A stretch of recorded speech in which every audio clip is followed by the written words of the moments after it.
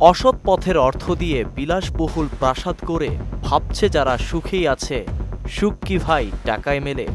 অন্যায় অবিচারের মাত্রা একটা সময় এতই বেড়ে যায় যে নিজের দেশের মানুষের থেকেই লাঞ্ছনার শিকার হয়ে পালিয়ে যেতে হয় দেশ ছেড়ে।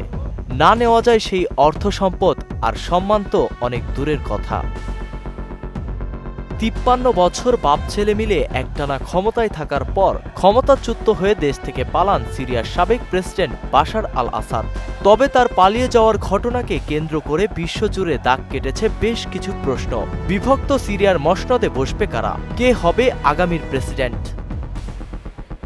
প্রেসিডেন্ট আসাদের বিদায়ে বহু মানুষ খুশি, তবে এদিকে বিরোধী গোষ্ঠীগুলো ঐক্যবদ্ধ নয়, চলছে বিভেদ।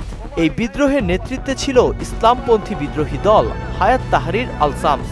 বহু বছর ধরেই নিজেদের জাতীয়তাবাদী শক্তি হিসেবে পরিচিত করানোর চেষ্টা করেছে দলটি, তবে অনেকেই এটা মানতে রাজি নন। অনেকের মতে গোষ্ঠীটি এখনও চরমপন্থী সহিংস একটি সংগঠন এবং সে কারণেই এরপর দেশটিতে কি ঘটতে যাচ্ছে তা নিয়ে উদ্বিগ্ন তারা।